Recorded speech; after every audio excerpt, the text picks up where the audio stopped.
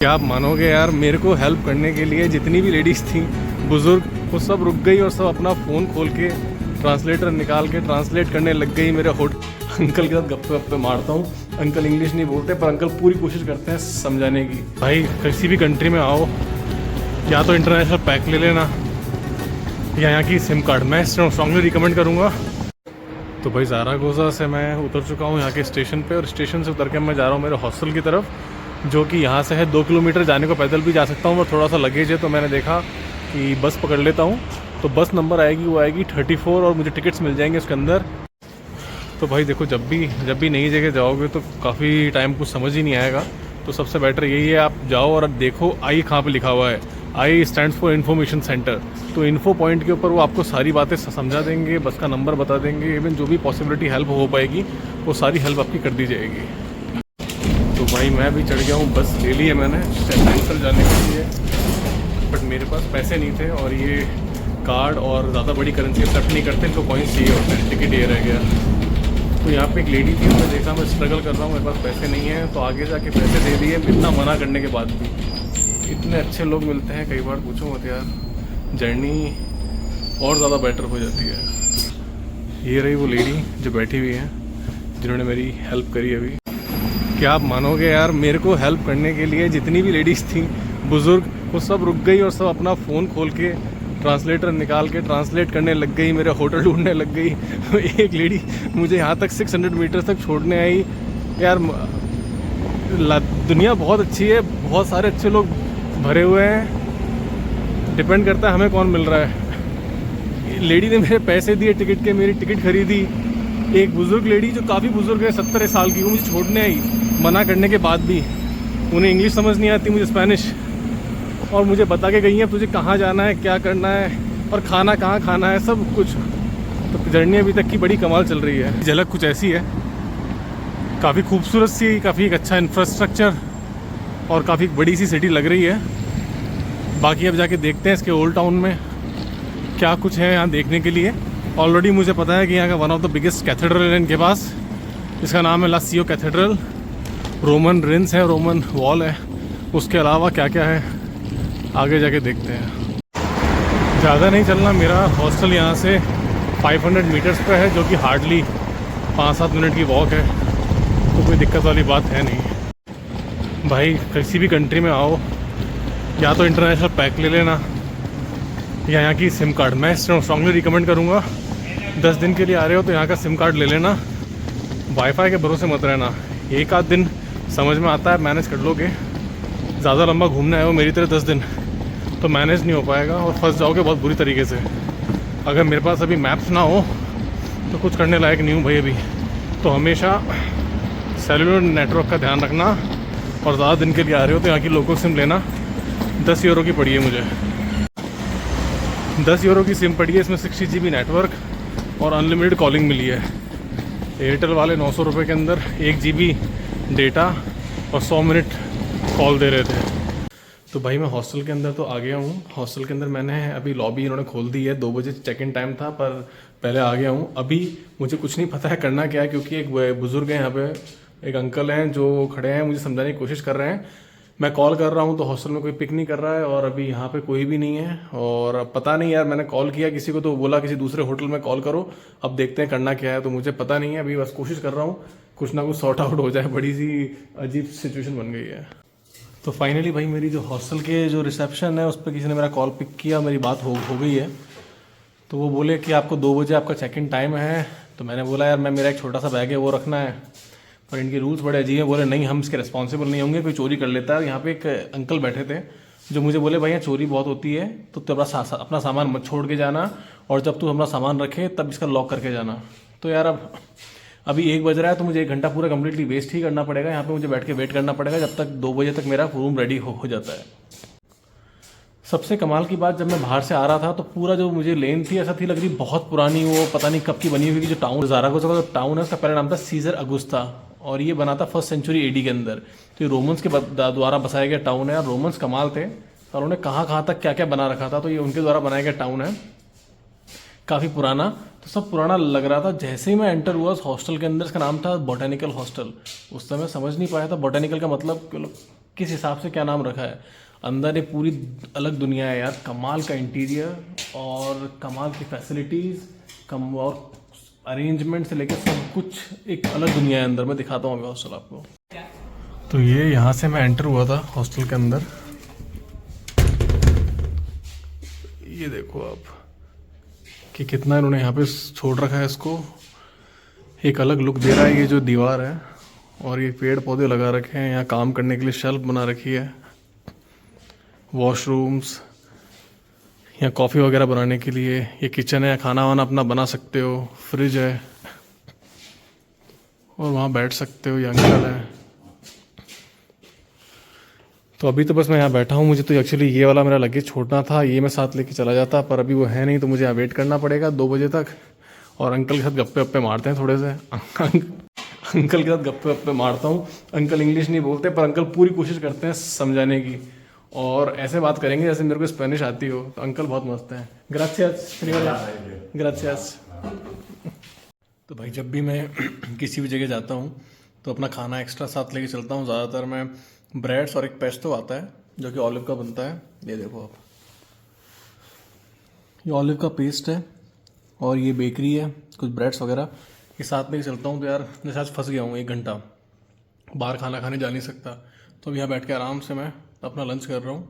और इसके बाद जैसे 2 बजेंगे चेक इन करके फिर मैं निकल जाऊँगा अपना साइट सीन पे। तो फाइनली मैं अपने हॉस्टल में आ गया हूँ। हॉस्टल दिखाया था अंदर से कैसा है आपको। ये बेड्स हैं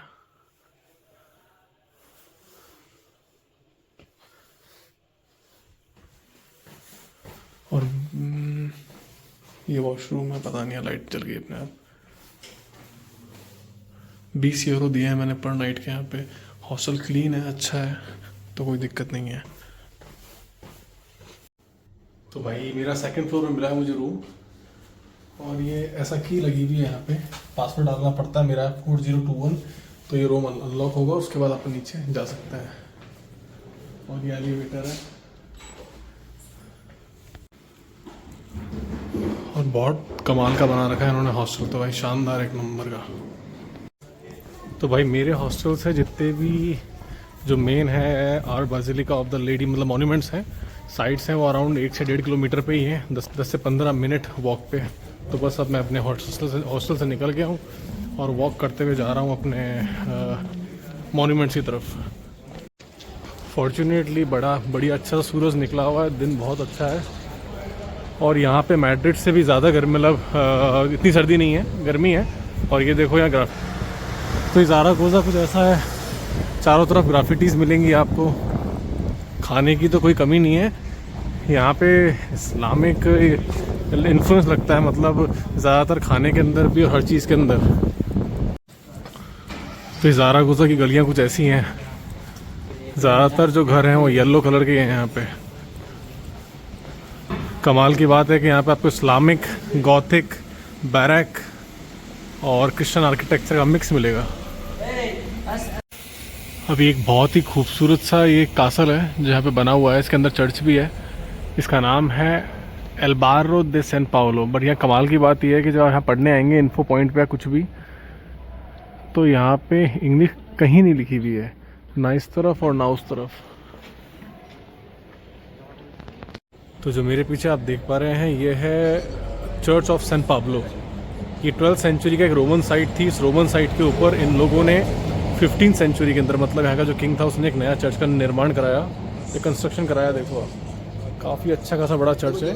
ये जो है अपने इसका ज़ारागोज़ा का 3rd लार्जेस्ट और सबसे बड़ा चर्च है और 3rd इम्पॉर्टेंट साइट है, और 2001 से यूनेस्को वर्ल्ड हेरिटेज साइट भी है। अच्छा खासा खूबसूरत है, पर अभी ये पड़ा है बंद। तो मेरे हॉस्टल से तो ये हार्डली 2 मिनट्स वॉक पे था। काफ़ी बड़ा टावर है। पहले ये पैलेस का हिस्सा हुआ करता था और 14th सेंचुरी में तोड़ के इसको पूरा प्रॉपर चर्च बना दिया गया है। तो इस जब आप आओगे यहाँ स्ट्रीट्स के अंदर, तो आपको हिस्टोरिक बिल्डिंग्स तो भरी हुई मिलेंगी यार। जैसे ये देखो आप, मुझे नहीं पता है कितनी पुरानी है, पर ये काफ़ी पुरानी और खूबसूरत सी हिस्टोरिक बिल्डिंग है। और ऐसे आपको बिल्डिंग्स चारों तरफ मिलेंगी इसके अंदर। कईयों के अंदर तो होटल बना दी गई है। ऐसे ये भी हिस्टोरिक बिल्डिंग है, सेम ऑलमोस्ट। और जो ये इनके यहाँ पे घुसपैठ हो रही है ना, ये आपको यहाँ के समझ आएगी जब इनके यहाँ के खुद के लोग तो दिखेंगे ही नहीं, और सिर्फ आपको जो दिखेंगे आप समझ गए जो अभी आपने देखे हैं। और चोरी चकारी हर तरह का क्राइम बहुत ज़्यादा बढ़ा हुआ है भाई यहाँ पे। इनको एज सुन एज पॉसिबल कोई एक्शन लेने की नीड है, नहीं तो फिर वैसे मुझे लगता है देर तो काफ़ी पहले ही हो चुकी है। तो कुछ ऐसा दिखेगा आपको ज़ारागोज़ा के जो स्क्वायर्स हैं, काफ़ी खूबसूरत से। और ये सामने देखो कितनी खूबसूरत सी बिल्डिंग्स हैं। ज़ारागोज़ा जगह अपने आप में बहुत ही ज़्यादा खूबसूरत है, बिल्कुल अलग सी। पर ऐसा लगता है कि जैसे कि यहाँ की इलीगल इमिग्रेंट्स ने पूरा ऑक्यूपाई कर लिया है, और यहाँ के खुद के अपने लोग तो कोई दिख ही नहीं रहे हैं आपको। बड़ी खूबसूरत सी रेनेसेंस स्टाइल की बिल्डिंग्स चारों तरफ देखने को मिलेंगी, कॉलम्स, पिलर्स। ज़्यादातर इनके अंदर कैफ़े, बार, होटल्स, B&Bs बन चुके हैं। आप किसी भी गली में चले जाना, आपको ऐसी बिल्डिंग्स, खूबसूरत ओल्ड बिल्डिंग्स चारों तरफ देखने को मिलेगी। ये टावर, बिल्डिंग्स, ये पता नहीं कोई ऑफिस सा लग रहा है तो, पर यहाँ पे देखने की चीज़ों की कमी नहीं है यार, और बहुत खूबसूरत सा टाउन है। फिर एक छोटा सा स्क्वायर।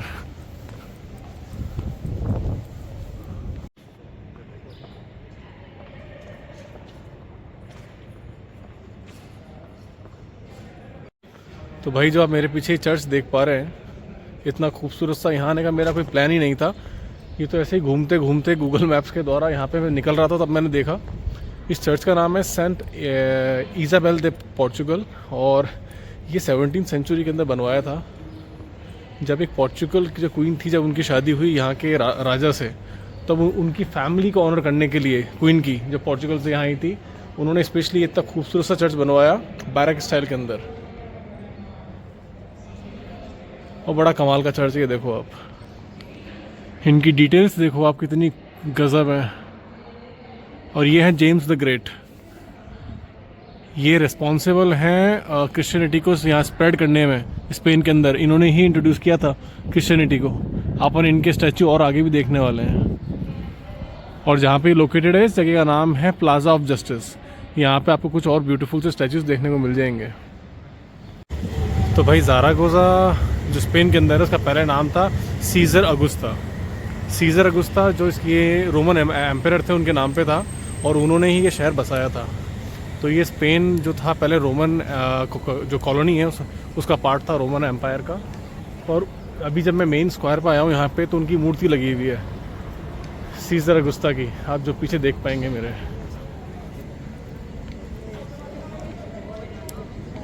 ये जो आपको इनकी उंगली दिख रही है, पॉइंट कर रहे हैं कि जहाँ तक भी आप देख पा रहे हैं, ये पूरा मेरा एम्पायर है। और ये है ओल्ड टाउन, जो आप ये देख पा रहे हैं, ये सारे रोमन रिंस हैं। ये जो वॉल्स हैं, यहाँ से स्टार्ट होके पूरे ओल्ड टाउन को कवर कर रही है, या इसे वॉल्ड सिटी भी बोल सकते हैं। तो आपको ऐसे ही रोमन रिंस मिलेंगे इस पूरे शहर के अंदर। ये पूरी वॉल थी जो रोमन्स के द्वारा बनाई गई थी, जो रोमन वॉल है। तो रोमन्स जहाँ भी अपना जहाँ एम्पायर या कॉलोनी बनाते थे, वहाँ पे ये वॉल बनाते थे प्रोटेक्शन के लिए। तो इन्होंने यहाँ भी बना रखी है। ये पूरे ओल्ड टाउन को कवर कर रही है जो इनकी वॉल है। अब जो है अपन आ चुके हैं इनके मेन पियाज़ा पे, मैं दिखाता हूँ। आप इस वॉल को फॉलो करते जाना, और फॉलो करते करते आप मेन पियाज़ा पे आ जाओगे।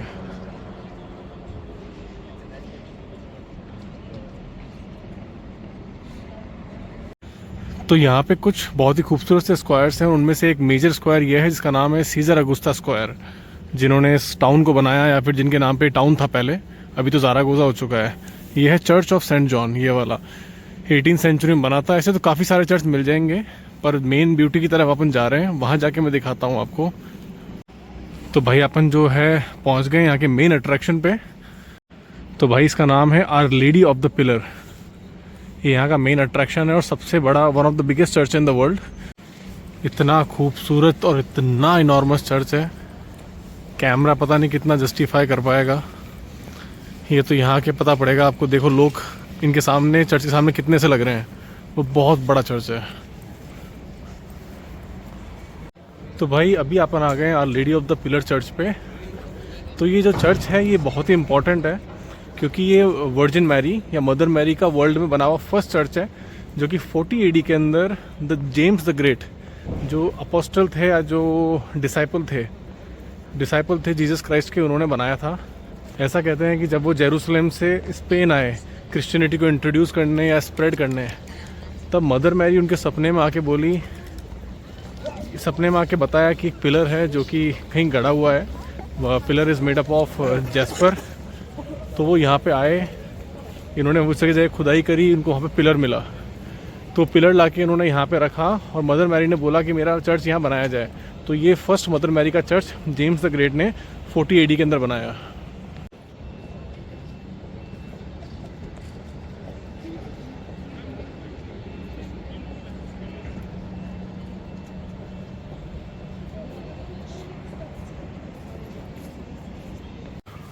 तो जो यहाँ की लेन्स हैं ज़रागोज़ा की, वो बड़ी खूबसूरत हैं और काफ़ी सारी लेन्स हैं ओल्ड टाउन के अंदर।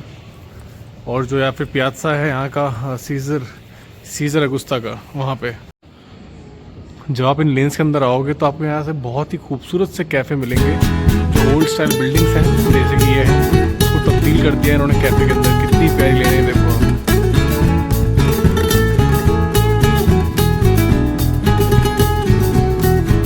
आप इस स्क्वायर पे आओगे सीज़र अगुस्ता, या फिर जहाँ पे ये our lady of the pillar church बना हुआ है, यहाँ पे सिर्फ ये एक चीज़ नहीं है देखने के लिए, बहुत बड़ा स्क्वायर है, काफ़ी सारे म्यूज़ियम्स हैं। पीछे की तरफ आप देखोगे तो जो ये पीछे है ये टावर, ये इनका सबसे बड़ा, वन ऑफ द बिगेस्ट, ये भी ऑल्सो लासियो कैथेड्रल, बहुत ही बड़ा चर्च है।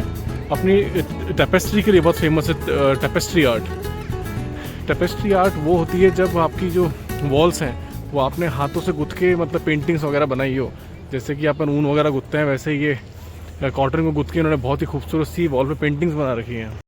तो जेम्स द ग्रेट की कहानी थोड़ी सी अधूरी रह गई थी।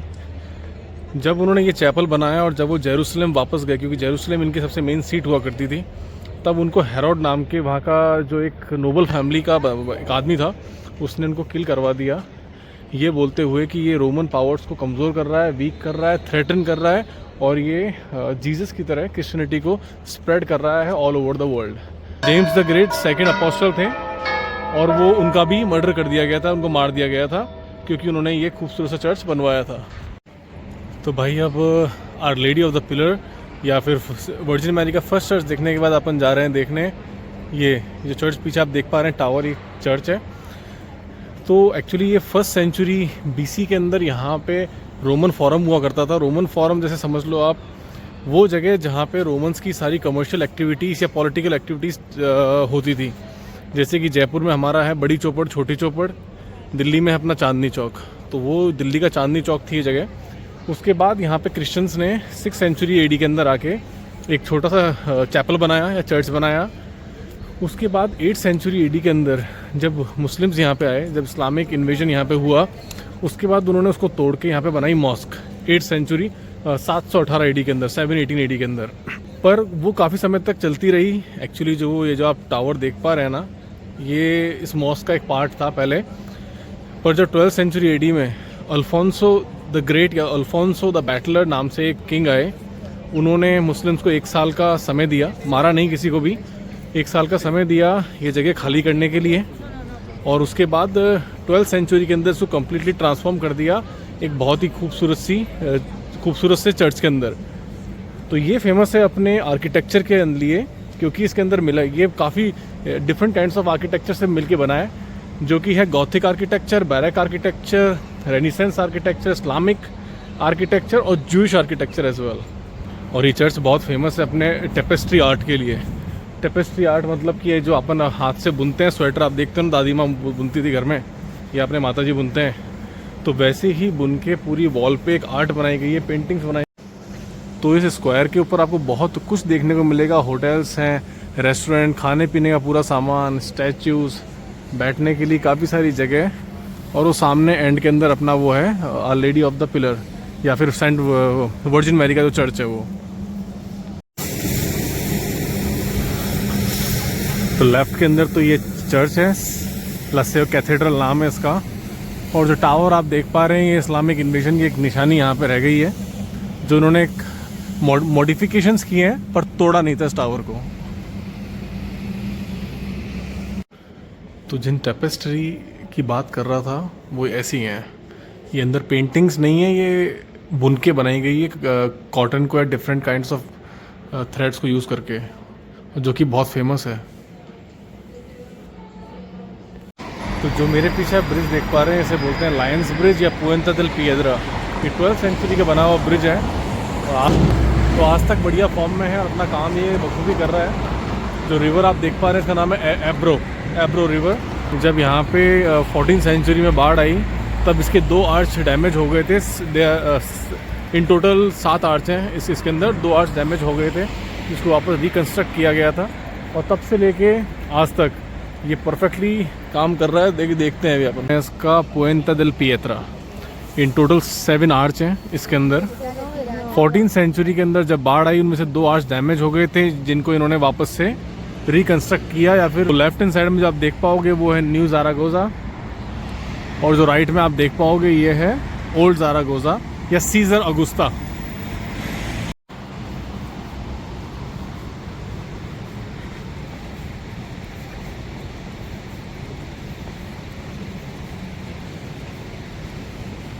जैसा कि मैंने बताया आपको, पुएंता देल पिएत्रा को लायंस ब्रिज बोलते हैं क्योंकि 20th सेंचुरी में इसमें 4 लायंस इंस्टॉल किए गए थे। सिटी के सिंबल भी हैं, इसी कारण इसको लायंस ब्रिज बोलते हैं, 2 इस तरफ और 2 अदर साइड। तो भाई ज़ारागोजा विज़िट करने के बाद अब लगी है भूख और मैं जा रहा हूँ सुपरमार्केट लिडल की तरफ। लिडल में मुझे अच्छा खासा खाना मिल जाएगा कम दाम पे, क्योंकि मैं कभी भी कहीं भी घूमने जाता हूँ तो मैं रेस्टोरेंट में प्रेफर नहीं करता खाना खाना अनटिल अनलेस वो यूरोप से बाहर नहीं हो। क्योंकि यूरोप के अंदर अगर आप रेस्टोरेंट में खाना खा रहे हो तो आपके 2-4-5 हज़ार रुपये तो कहाँ चले जाएंगे पता नहीं चलेगा भाई। इसलिए सुपरमार्केट्स में खाना खाओ सस्ते में और सबसे बेस्ट क्वालिटी और अच्छा क्वालिटी खाना आपको मिल जाएगा।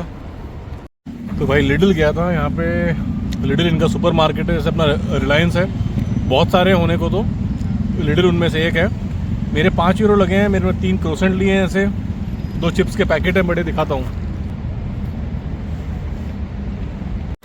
तो भाई मैंने लिए हैं, ये देखो 3 ये क्रोसेंट, चॉकलेट अंदर ही भरी हुई है बाहर भी है, 2 चिप्स के पैकेट, 1 ब्रेड, 1 पिज़्ज़ा का स्लाइस।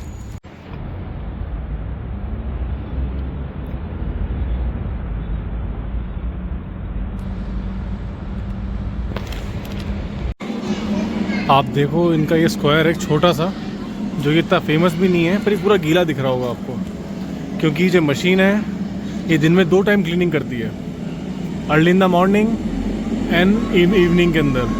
कंप्लीट पूरा फर्श धोया जाएगा, साफ़ किया जाएगा और ये आपको बिल्कुल चमचमाता मिलेगा। अभी देखो फर्श, इतने लोग आने के बाद भी। तो ये कुछ चीज़ें हैं जो यूरोप की काबिल तारीफ़ है। यहाँ के लोग रेयरली आपको गंदगी करते हुए मिलेंगे। गंदगी करने वाले अक्सर ज़्यादातर लोग बाहर के ही होते हैं। मैंने यहाँ का कोई ऐसा इंसान नहीं देखा जो यहाँ पे थूक रहा हो या गंदगी फैला रहा हो। तो हम जो लासियो कैथेड्रल है ये रहा, उसके जस्ट बगल में खड़े हैं और मैं दिखाने वाला हूँ आपको बहुत ही खूबसूरत सा आर्च जो कि 13th सेंचुरी में बनाया था डीन्स हाउस के नाम से। यहाँ पे एक बहुत ही पावरफुल इंसान रहा करते थे जिनकी काफ़ी चलत थी, काफ़ी लोकल्स उनको मानते थे, तो उन्होंने डायरेक्ट ही एक आर्च और ऊपर से एक पैसेज बना दिया अपने घर से सीधे कैथेड्रल में जाने के लिए। ये सामने आप देख पा रहे हैं डीन्स आर्च, और इसी आर्च के ऊपर जो विंडोज़ है वो पैसेज है जो कि इनके पर्सनल रेजिडेंस को और कैथेड्रल को मिलाती थी, ज्वाइन करती थी, ताकि ये बिना किसी दिक्कत के सीधे यहाँ से जाके और अपनी वर्शिप वगैरह कर सकें। भाई यहाँ के लोकल लोग जो होते हैं कहीं के भी, स्पेन के, इटली के, फ्रांस के, बहुत ही पोलाइट, बहुत जेंटल, बहुत अच्छे लोग मिलेंगे आपको। मोस्ट ऑफ ऑल रेयरली कोई मिल जाए एक्सट्रीमिस्ट तो बात अलग है। यहाँ पे जो दिक्कत कर रखी है वो बाहर के लोगों ने कर रखी है। यहाँ के लोकल्स बहुत ही सपोर्टिव और अच्छे मिलेंगे आपको।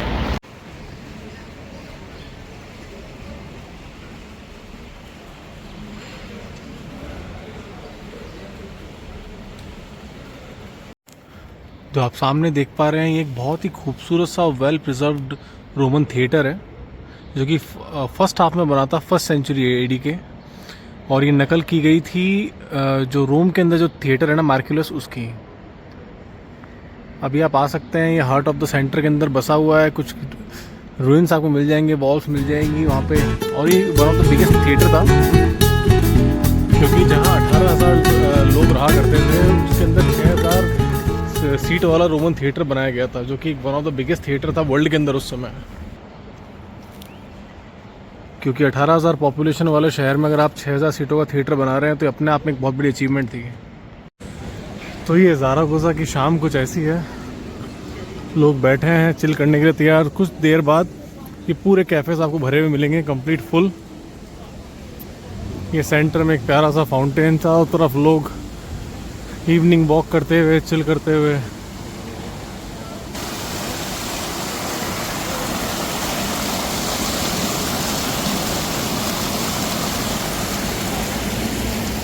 और चारों तरफ ट्रैम्स की लाइन बिछी हुई है, आप ट्रैम्स देख पाओगे चारों तरफ।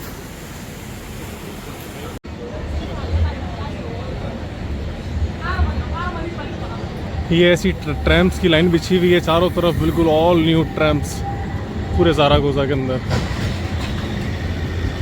पूरा शहर वेरी वेल कनेक्टेड है ट्रैम से और बसेस से। तो भाई गुड मॉर्निंग सभी भाइयों को, फिर एक नया दिन, नई जर्नी शुरुआत हो गई है। अपना ज़ारागोज़ा के अंदर टाइम हो गया कंप्लीट। आज मेरा चेकआउट था, चेकआउट करके अब मैं जा रहा हूँ बार्सिलोना की तरफ। बारिश होने की पूरी संभावना है। सुबह के बज रहे हैं 8, टेम्परेचर हो रहा है 1। और अब मैं जा रहा हूँ करीबन 2 किलोमीटर मेरा यहाँ से बस स्टेशन है। अगर मुझे कोई लोकल बस मिल गई वहाँ जाने के लिए तो ठीक है, नहीं तो मैं पैदल चला जाऊँगा। अराउंड 30 मिनट्स है यहाँ से।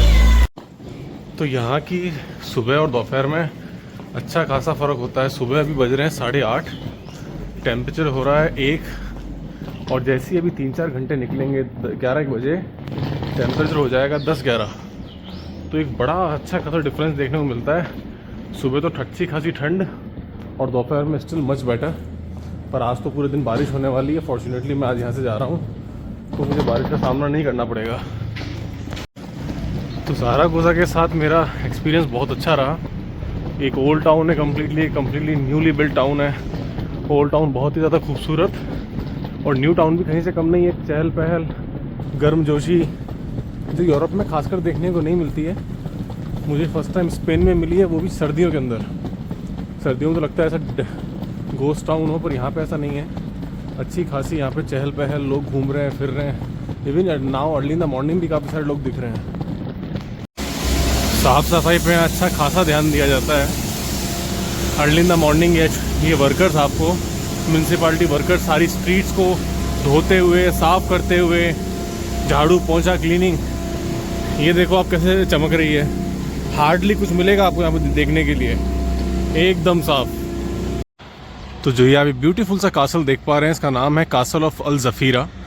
ये 11वीं सेंचुरी के अंदर बना हुआ एक बहुत ही ब्यूटीफुल सा स्पेनिश इस्लामिक आर्किटेक्चर का एक इकलौता यहाँ पे लास्ट बचा हुआ एक रेमिनेंट है। इतना ये ब्यूटीफुल सा कासल है जो कि 11वीं सेंचुरी के अंदर मोहम्मद ने बनवाया था, जो कि यहाँ पे एक रूलर था। और कहते हैं कि उनके रूल में यहाँ की जो डायनेस्टी थी या फिर यहाँ का जो एम्पायर था वो अपने पीक पे पहुँच गया था। तो जब नए राजा आए यहाँ के तो उन्होंने डिसाइड किया कि इस कासल को डिस्ट्रॉय ना करके और उसका कुछ भी बिगाड़ के हल्का फुल्का मॉडिफिकेशन करके एज़ पर द क्रिश्चियनिटी इसको एकदम से एक नया रूप दे दिया जाए। बाहर से अंदर से आज भी ये वैसा ही, अगर आप जाएंगे तो आपको काफ़ी कुछ इस्लामिक आर्किटेक्चर का देखने को मिलेगा, जैसे कि बहुत ही फाइन डिटेल्स जैसे कि मॉस्क वगैरह में आपको मिलती हैं। और बाकी तो जगह बहुत ही प्यारी है और चारों तरफ एक बड़ा सारा मोड बनाया हुआ है जो कि अभी एक गार्डन के अंदर तब्दील कर दिया है। ये देखो आप पानी के लिए।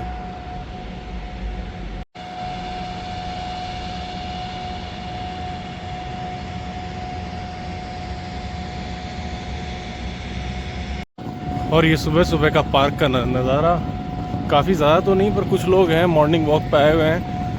खासकर आपको यहाँ पे लोग अपने कुत्तों को घुमाते हुए मिल जाएंगे सुबह सुबह, क्योंकि हर किसी के पास एक या दो, एक कुत्ता तो होता है ऑलमोस्ट। एक ज़ारागोज़ा वो था जो हमने कल देखा था और एक ज़ारागोज़ा मेरे पीछे देखिए, स्काई स्क्रैपर और बिल्कुल नया इंफ्रास्ट्रक्चर बना हुआ है। चारों तरफ अभी काफ़ी कंस्ट्रक्शन चल रहा है, इनके नए नए बिल्डिंग्स बन रहे हैं और काफ़ी बड़े बड़े। यहाँ तो फिर भी कम है, अगर आप अंदर की तरफ जाएंगे शहर के अंदर, तो वहाँ तो और भी बड़े बड़े स्ट्रक्चर्स बना रहे हैं लोग। यूरोप की किसी भी कंट्री में आप जाएंगे तो पेडेस्ट्रियन का, और ख़ास करके साइकिल चलाने वाले होते हैं, पैदल चलने वाले होते हैं, उनका बड़ा ध्यान रखा जाता है। उनके लिए आपको हमेशा अलग से मेन रोड के बगल में एक साइकिल का, और बहुत जगह तो साइकिल का अलग और पैदल चलने वालों का अलग हमेशा आपको रोड मिलेगा। जैसे कि आप यहाँ देख सकते हैं, ये अपना मेन रोड हो गया जहाँ कार चल रही हैं, और ये देखो आप, ये साइकिलिंग वालों के लिए और पैदल चलने वालों के लिए है। तो यार कितना आराम हो जाता है जब आपके पास अपना रोड हो, सेफ्टी और इनको भी आराम, ताकि बीच बीच में टू व्हीलर वाले कोई परेशान ना करें, स्पेशली साइकिल वाले और पेडेस्ट्रियन। सर्दी बहुत ज़्यादा है तो ज़बान लड़खड़ा रही है, बोलने में दिक्कत हो रही है। 0 डिग्री भी आज बहुत ठंड ज़्यादा लग रहा है, मतलब कि बहुत ज़्यादा ठंडा। जब भी आप यूरोप आते हैं तो भाई रोड साइंस का खास कर ध्यान रखना। अगर आपने रूल्स ब्रेक किए तो अच्छी खासी फाइन और पेनल्टी भरनी पड़ सकती है। जैसे कि देखो अभी ये गाड़ियाँ रुक गई है, ये साइकिल का साइन हो गया है, साइकिल वाले भैया निकल गए हैं, सामने टाइमिंग चल रही है, 30 सेकंड के लिए रुका है सारा ट्रैफिक। मैं तो मेरे गंतव्य स्थान तक पहुंच चुका हूं, और अराउंड यहाँ से 500 मीटर बचा है मेरा जो मेन बस स्टॉप है। दिखाता हूँ आपको मेन बस स्टॉप कितना बड़ा है इनका ज़ारागोजा में। ये सामने बड़ी सी बिल्डिंग आप देख पा रहे हैं, ये इनका बस स्टॉप है। ऐसा लग रहा है पूरा एयरपोर्ट अंदर ज़ारागोजा का, और ये कुछ आसपास की जगह ऐसी है।